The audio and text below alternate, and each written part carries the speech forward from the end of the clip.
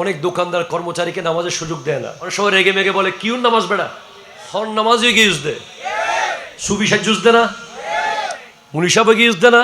অনেক বড় বড় অফিসার আছে যারা তার কর্মচারীদেরকে নামাজের সুযোগ দেয় না। অনেক বড় বড় কোটি কোটি টাকার মালের ব্যবসায়ীরা আছে যারা কর্মচারীকে নামাজের টাইমে সুযোগ দেয় না। তুমি কি করেছো? তুমি এত বড় ভুল কিভাবে করলে? তোমার কর্মচারী নামাজ না পড়লে সেটা তার ব্যাপার, তোমার উচিত যে তাকে মসজিদে পাঠিয়ে দাও। ঠিক কিনা কথা জোরে বলেন।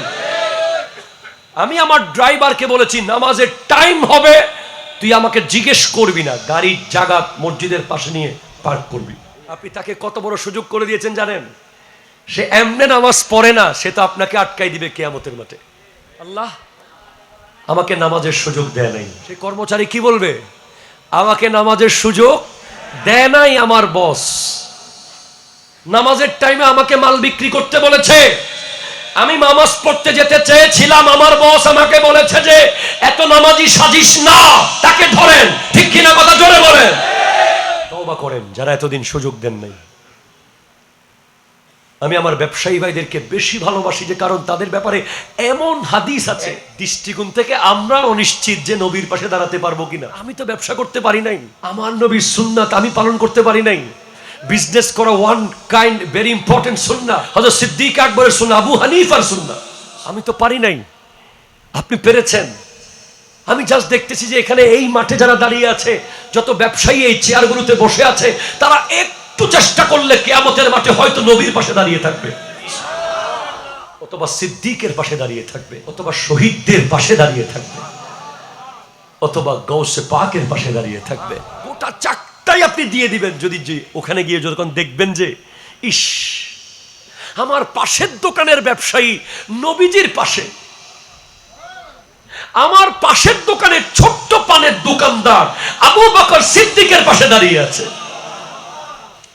আপনি তখন বলবেন আল্লাহ তুমি আমাকে আবার পাঠাও, আমি আমার গোটা চাকটায় সব দোকান তোমার জন্য দিয়ে দেব, এরপরও কিয়ামতের মাঠে আমাকে 1 মিনিট নবীজির পাশে দাঁড়ানোর ব্যবস্থা করে দাও। সেদিন আর সুযোগ থাকবে না।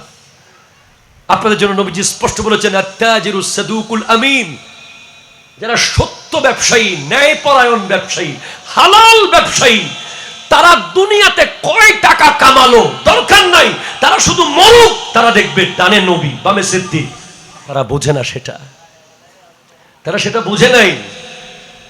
তারা অধিক মুনাফা লাভের আশায় কত 2 নাম্বারি করেছে, মানুষকে ঠকিয়েছে, মাল সিন্ডিকেট করেছে, মাল বাজারজাত না করে গুদামজাত করেছে। ঠিক কিনা কথা জোরে বলেন। দাম বাড়িয়েছে আর্টিফিশিয়ালি।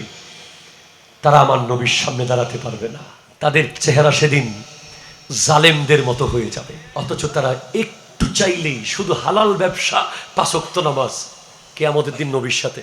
আপনি আপনার কর্মচারীকে নামাজের সুযোগ দেবেন, কর্মচারীকে বলে দেবেন যে আমি উপস্থিত না থাকলে দোকান থেকে যদি 1টা 2 নম্বর মাল যায়, কোন মাল যদি ওজনে কম যায়, কোন মাল যদি বলেছিস একটা দিয়েছিস আরেকটা, এটা জিম্মাদারি আমি নেব না, এটা তুই কিয়ামতের মাঠে জিম্মাদারি নিবি। যেই মাল আপনি খান না সেই মাল মানুষকে খাওয়াবেন না, যেই প্রোডাক্ট আপনি খান সেই প্রোডাক্ট মানুষকে খাওয়াবেন। কত বড় বড় ব্যবসায়ী কবরস্থানে,